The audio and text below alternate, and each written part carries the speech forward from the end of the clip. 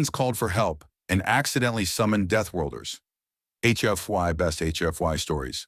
The message was sent from the Alari Dominion, a gentle race of aquatic philosophers whose greatest weapons were words. Their world, Neurelis, floated in the translucent haze of the Chrysari Nebula, far from the core and guarded by no fleets. They believed diplomacy could settle all things. Until the Vorok came. No massive exoskeletal horrors, the Vorok descended like a plague. Not to conquer, not to harvest, just to end. They shredded cities and boiled oceans. The Alari had no standing army, only songs and stories of the old wars. In desperation, they turned to the Galactic Council. No one answered. So they activated the ancient beacon, an interstellar relic built in the ruins of a dead empire. A pulse of light and data shot out across the void, seeking allies. They meant for it to reach the Talsari, a peaceful warrior caste. But the signal bent through a gravity well, struck an ancient relay, and found Earth instead. At Terran Deepwatch Station Red Spire, the signal pinged into the relay buffer at 2:41 UTC. Technician Ronan Abel was eating noodles when the console screamed. He blinked, mouth full, and leaned in. "That's not one of ours." He patched it through to AI translation. One word emerged from static: help. Then, Vorok, destroying, please. Then coordinates. Ronan called it in. Within 2 minutes, it reached orbital command. Within 10, the Joint Terran Council. And within the hour, Commander Selene Dax. Dax was already dressed. She always was. Years ago, she had led the siege of Halos Rift, held the line at Titanfall, buried too many friends to sleep deeply. When she received the file, she didn't speak. She simply watched the brief, eyes hard. "Non-council species," said her adjutant, Colonel Nishar.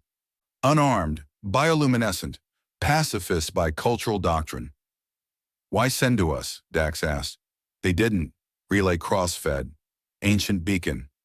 Probably meant for someone nicer." Dax nodded. "Well, they got us instead." The Terran intercession fleet began pre-jump ignition within 6 hours.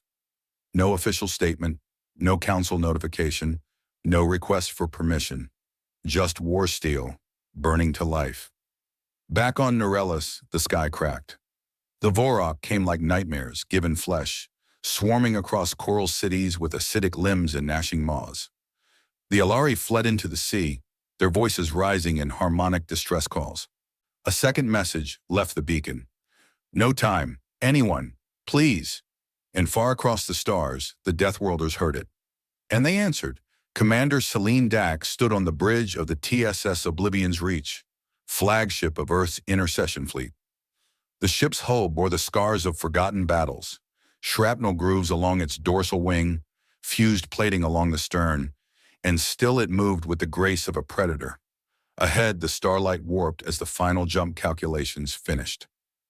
"Fleet reports green across all vectors," Colonel Nishar said, eyes scanning the data. Dax's voice was calm, lethal. "Then jump. Let's see what hell smells like on this side of the galaxy."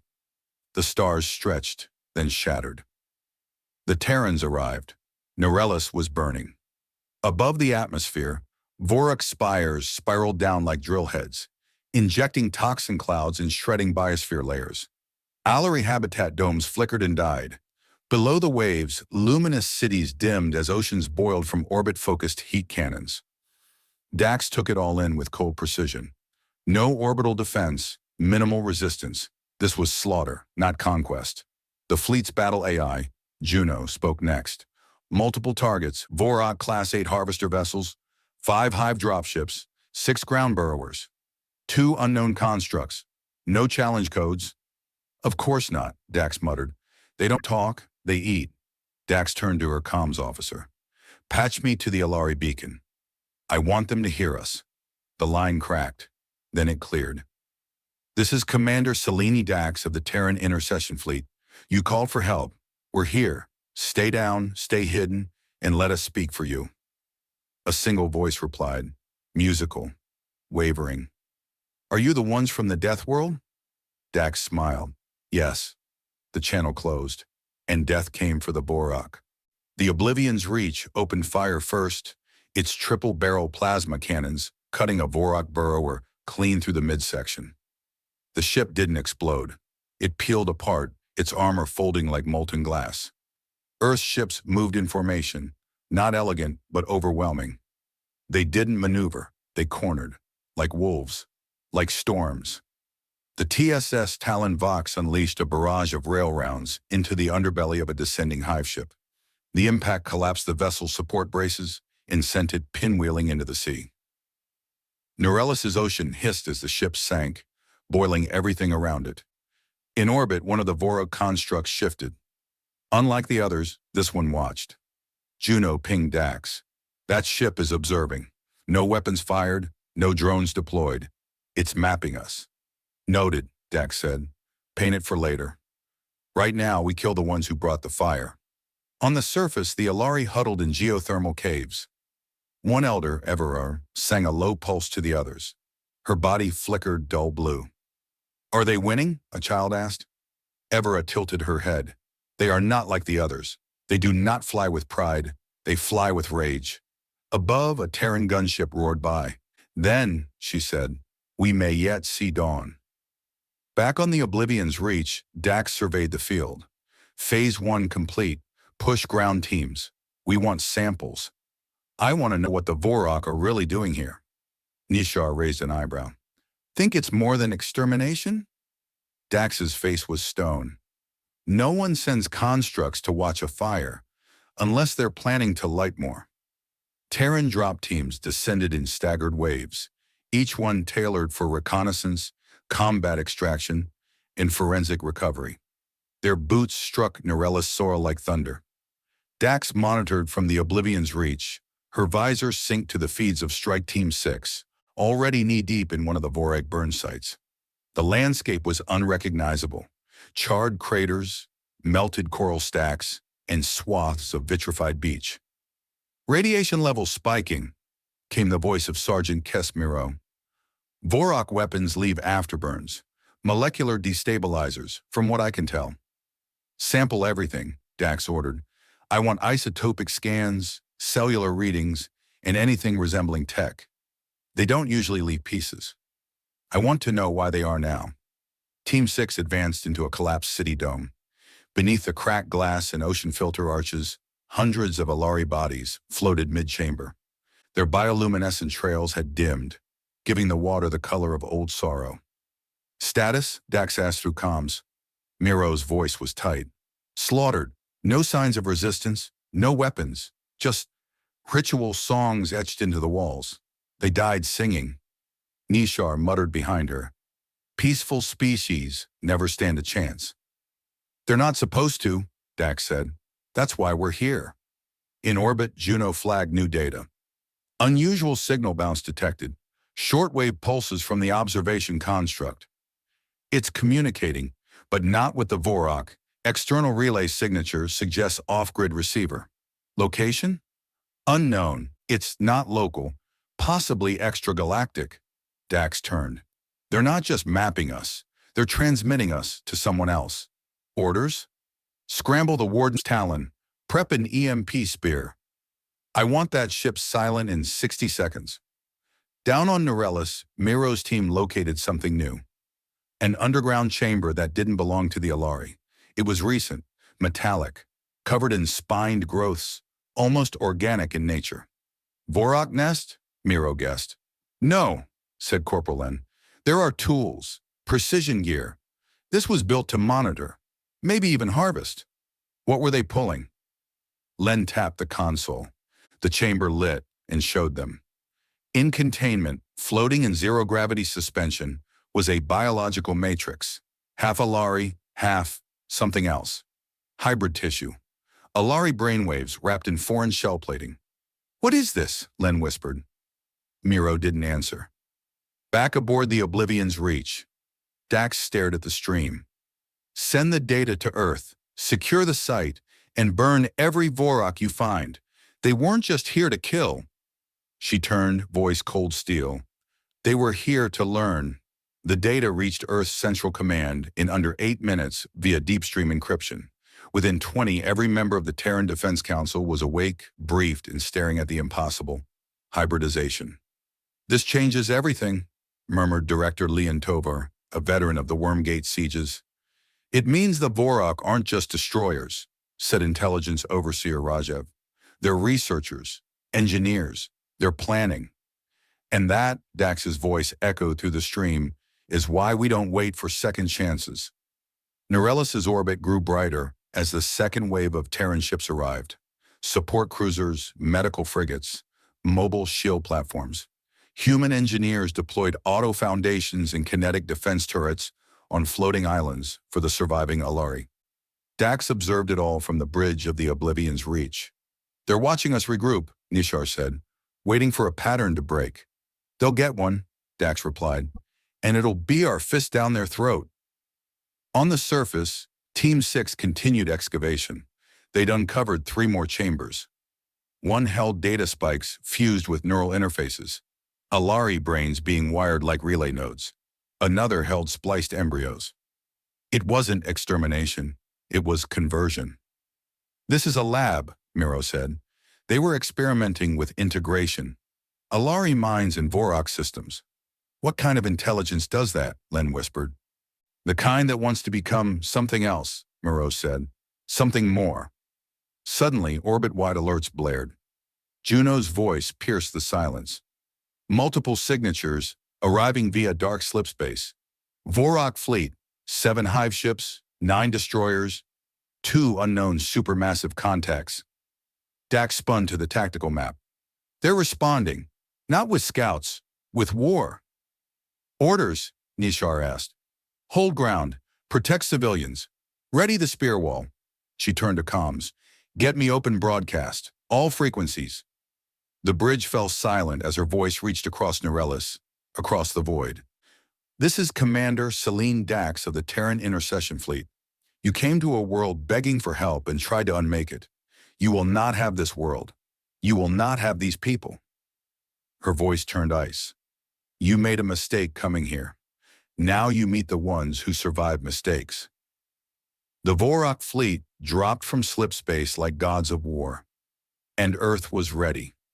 The Vorok fleet emerged in a wall of ultraviolet fire, disrupting comms and frying exposed sensors.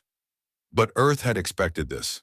The Terran Intercession Fleet held position in a layered formation, like a wall of jagged glass ready to cut anything that touched it. "Confirm hard light shields active across perimeter." "Ayor," Dax ordered.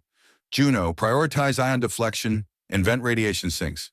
They'll try to blind us first." "Confirmed," the AI responded. "Enemy destroyers forming pincer pattern. Supermassive contacts remain inert, possibly command units." Dax narrowed her eyes. "Or decoys. No assumptions. We adapt on contact." On the surface, Team 6 retreated from the excavation sites. Atmospheric turbulence cracked the sky open as Vorok drones began descending in clusters. Imri Ha'ayan's recon squad intercepted them mid-air with flak bursts, sending black husks spinning into the sea. "Every signal spike we send draws more of them," she reported. "Then we stop broadcasting," came Moreau's reply. "From now on, we speak with bullets." In orbit, the first barrage came from the Vorok hive ships, coiling plasma bolts laced with neurodisruptors, designed to shut down enemy command links. But Terran systems were hardened, built from post-crucible tech.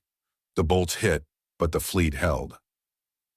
The Talon Vox led the counterstrike, railguns firing in rhythmic patterns, not to destroy but to disable. Earth didn't just fight to win, it fought to teach. Dax's voice cut through command channels. "Target their anchors, cripple movement. No one leaves this system without limping." The Alari watched from bunkers and underwater shelters as the sky became a theater of fire. They saw Earth's warships move not as invaders, but as guardians. In a crystal shelter, a youngling turned to Elder Avara. "Is this what saviors look like?" Avara's eyes reflected firelight. "No," she said. "This is what fury looks like when it's on your side." One of the unknown Vorog constructs finally moved. Its surface split open like a flower, revealing internal weapon arrays that crackled with energy signatures unknown even to Juno. "Warning," the AI intoned, "we are about to witness an evolution." Dax watched it bloom and whispered, "And we'll be the ones who close it." She raised her hand. "All ships converge and fire. Let them feel what Deathworlders call mercy." The construct's petals unfurled wider, revealing a lattice of weaponized filaments, pulsating with violet energy. It wasn't just a warship, it was a prototype. Evolution incarnate, born of stolen DNA, consumed cultures, and war-forged intelligence. "Lifeform integration detected," Juno announced. "Hybridized biosystem active. It's running a living AI." Dax's jaw tightened. "They've been experimenting on sentience. That's not a war machine. It's a war mind." The Oblivion's reach focused all three spinal railguns. Coordinated energy capacitors hummed through the hull. "Fire on my mark," Dax ordered. "Synchronize with the Warden's Talon and Echo Valor. Aim for the neural lattice." The countdown echoed in silence. Then they fired. The volley crossed space in less than a heartbeat. The construct flared, its outer shell folding, recoiling, absorbing. The core shuddered but held. "Partial containment failure," Juno reported. "It adapted mid-impact." "Adapted how?" The AI hesitated. "It learned." On the surface, Imri Ha'an's squad spotted new forms falling from orbit. Smaller, faster, not drones, infantry. "Armor's organic," she called out. "These things were grown to fight us." Gunfire erupted. Pulse lances met carbine bursts in a deadly ballet. The terrain began to shift as Vorok terraforming units activated subterranean engines, turning the very battlefield into a weapon. "Command, this is Ha'an. We're being overwhelmed by something we've never faced. Requesting groundbreaker support." Dax heard the call. "Deploy the Ash Knights. Unleash the Hammerfall mechs." Colonel Nishar grinned. "Permission to suit up?" "Granted. Let them know we're not out of tricks yet." The Terran groundbreakers dropped from orbit like iron gods. Bipedal, bristling with mass drivers, flamers, and seismic drivers. The mechs crashed into enemy lines with unrelenting momentum. Every step sent shockwaves. The Vorok infantry met them head-on and broke. Above, the construct began spinning. "Juno?" Dax asked. "Gravitic weapon charging. Antimatter threshold approaching." Dax gave one last order. "All ships, converge. We're not letting that thing leave this system alive." In the growing gravity well, light bent. The Terrans didn't flee. They advanced. The Terran fleet unleashed everything. Kinetic warheads, singularity mines, precision antimatter bursts. Every weapon system optimized for disruption rather than annihilation. Not just because of resource logic, but because the point was painful clarity. This wasn't about ending the Vorok. It was about making sure they understood who they had angered. The construct shrieked through gravitational turbulence, sending out shock waves that flattened shield harmonics. One of Earth's heavy cruisers spun off course, venting plasma. "They're drawing power from the planet's tectonic lines," Juno warned. "It's feeding off geothermal instability." Dax responded instantly. "Redirect the Ashwake Lance. Target subduction zones. Cut the feed before they overload and fracture the mantle." No, 3 orbital lances struck with surgical precision.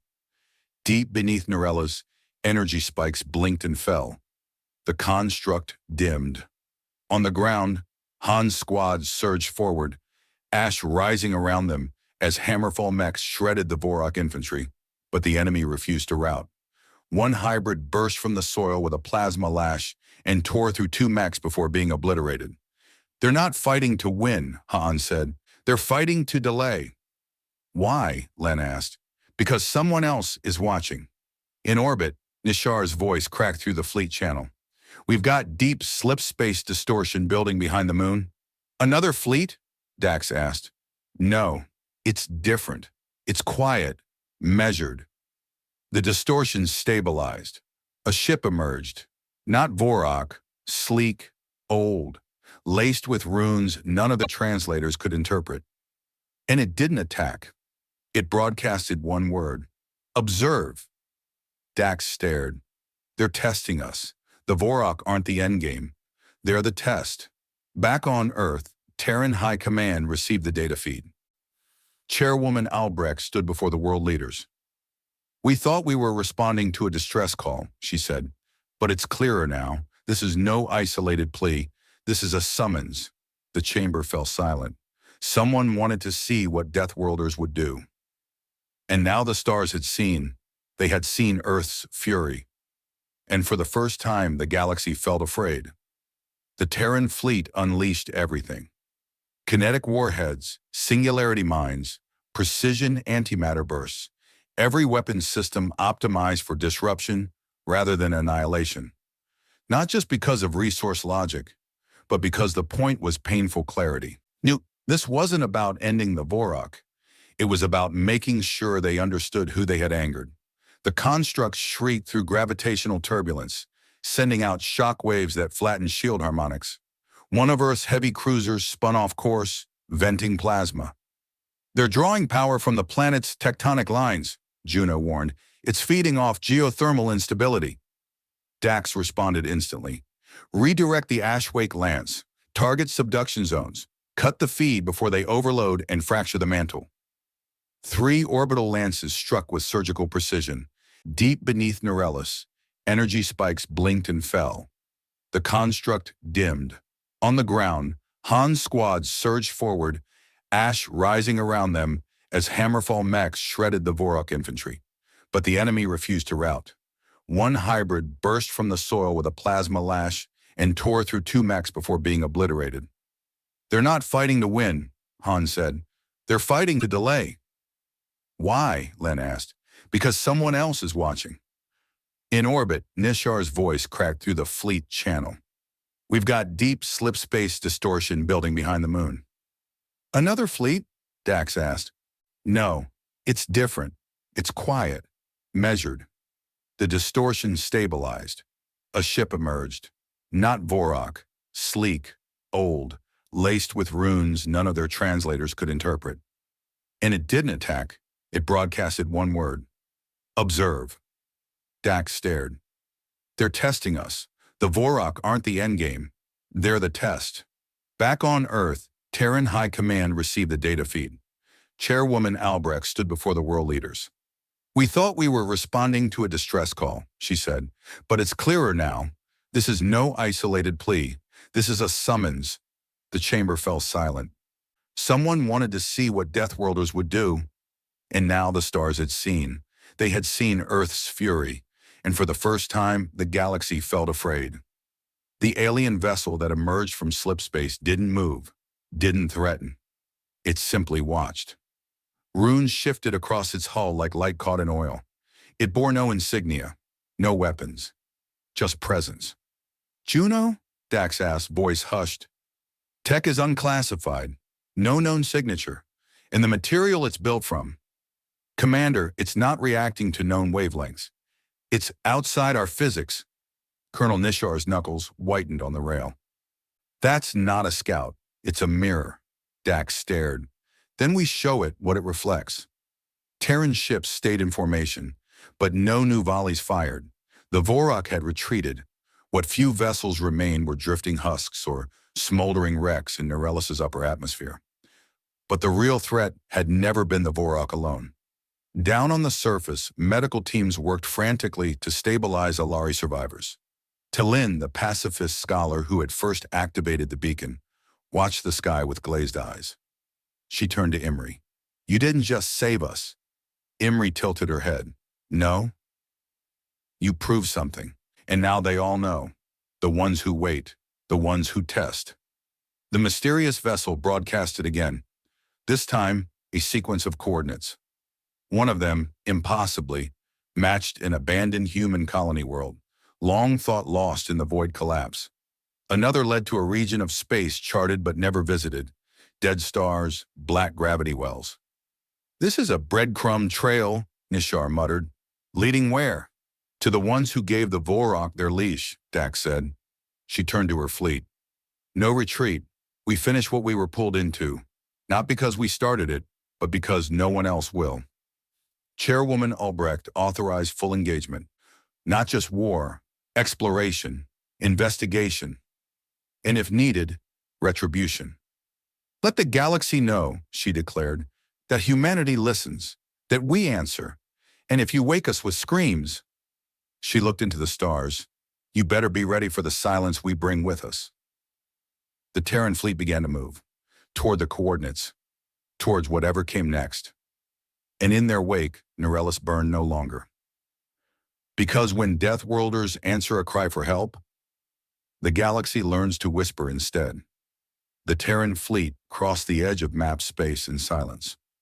What lay beyond was not empty. It was deliberately erased. Ancient satellites, half-melted beacons, and ghost signals blinked across the void. This wasn't just neglected space, it was quarantined. Juno's voice was soft, almost reverent. We are passing through the remnant expanse. Records show 17 colonization attempts. All failed. No survivors. Dax stood at the prow of the Oblivion's Reach. Maybe they didn't fail. Maybe they were silenced. The coordinates led to a dead star, orbiting a shattered planet with an atmosphere rich in artificial debris. Scans revealed no heat signatures, no radiation spikes, nothing alive. And yet, motion, Juno said. Faint gravimetric ripples. Something's cloaked. Dax ordered a full fleet-wide dispersion. Don't surround it. Don't intimidate. We're here to see what speaks. They found it beneath the planet's crust. A structure built into the bedrock. Not a base, a temple. Glyphs in multiple languages. Carvings of star systems long since consumed. Team Delta descended with caution. Inside they discovered not weapons but recordings. Visions. Echoes of past encounters. Aliens. Civilizations. Each reaching out. Each answered by something. Something that always left silence in its wake. In the deepest chamber, a holographic message triggered. A voice spoke, toneless and vast. You followed the call. You proved you can endure. You now approach the place where choice dies. It ended with coordinates even deeper into the void.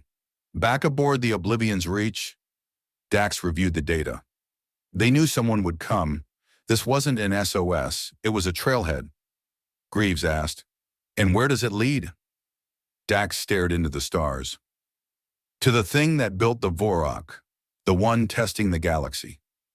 Nishar tightened his jaw. And us? We're about to test it back. The new coordinates led to a place outside conventional space. There were no stars, no gravitational centers, only a field of absolute stillness. When the Terran fleet arrived, every system dimmed, not from damage, but from presence. Juno's voice flickered with strain. Something is observing on all bandwidths. It's analyzing past and present, reading our intentions. Dax stood at the center of the bridge, unmoving. Let it read. Let it understand. The center of the void held a shape, half floating, half unreal, a construct of impossible geometry. Each time they tried to scan it, it became something else. And then, for the first time, it spoke directly to them. We have seen your pain, your fire, your fury. You speak with war and respond to death with teeth. Dax replied evenly, because your tools, your Vorog, speak only destruction. You asked what we would do. And you answered. You killed well. She stepped forward. We protected. If you think death defines us, then you weren't listening. We fight because we remember those who can't. Silence. Then the construct unfolded into a ring. A gateway. Then enter, it said, and speak not with weapons. Speak with what you fear most, truth. Fleet Command hesitated. No weapons drawn, no shields raised. Just a choice, one ship, the Oblivion's Reach, entered first. As it passed the event horizon, everything changed. Stars returned, time bent. Space echoed with memory. Greaves whispered, it's not a trap, it's a test of another kind. And through the gateway a voice lingered. You are not the first, but perhaps you are the first to understand. Dax looked ahead, jaw tight. Then let's finish what they started. The space inside the construct was a gallery of memories. Not simulations, but lived moments. Human history projected in fragments. Earth's burning skies during the collapse. The siege of Titanfall, the first peace forged by fire. Dax stood amidst it all, a single figure surrounded by centuries. A voice echoed, "You are the culmination, not the strongest, not the wisest, but the most willing." She faced the projection. To do what? To remember, to carry. Images shifted. The Vorok appeared, not as monsters, but as created things. Tools given life. Sent to test resilience, to challenge conscience. Most species failed. Until now. You responded with force, the voice said, but also with healing. You took what was broken and chose not just to avenge, but to restore. Dax's voice was calm. We responded because no one else would. And now, you will be offered what no one else was. A new vision appeared. A star map, paths branching into billions of unexplored systems. Gateways, archives, sanctuaries. A vast network hidden behind silence. You may become wardens, guardians not just of Earth, but of all who send the cry. Greaves whispered, "That's what this has all been." "Approving," said Nishar, "not of strength, but of responsibility." Dax turned to her crew. "We didn't come here seeking power." "No," the voice replied, "but you earned the right to choose." The construct dissolved. Stars bloomed. A new map unfurled. Dax stepped forward, hand raised. "For the ones who still call for help, for those who think no one listens." She looked to her fleet. "Humanity will answer." The Terran fleet didn't vanish after the gateway closed. It lingered, an armada of resolve now repurposed. Where once they came in answer to an SOS, they now stood as sentinels over a galaxy that suddenly felt smaller and more afraid. Reports began to emerge from the stars. Species previously silent began sending whispers of their own. Pleas, warnings, hopes. Not to the Council, not to empires, but to Earth. On Norellis, a new outpost stood atop the ruins of the old beacon. Terran engineers had rebuilt it, not as a weapon station, but a listening post.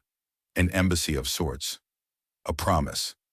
Telin, now ambassador of the Alari, stood beside Commander Selene Dax.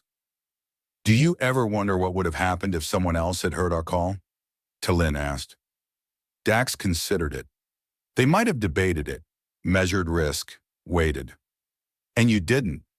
"No, because sometimes the moment won't wait." Earth's doctrine shifted that year. No longer isolationists, no longer feared just for their strength, but known for their presence, their willingness. The fleets rotated, outposts formed, a coalition grew, not led by Earth, but protected by it. And above every station, one message pulsed in every language. "We heard you. We came. We will not leave." Somewhere in deep space, another beacon flickered. This one ancient, different. And from the shadows, something moved to intercept. But this time it stopped. Because it recognized the signature. It recognized the Deathworlders. And it hesitated. For the first time, the galaxy had something it hadn't dared believe in. Not just saviors, but answerers. And they didn't ask why. They simply came.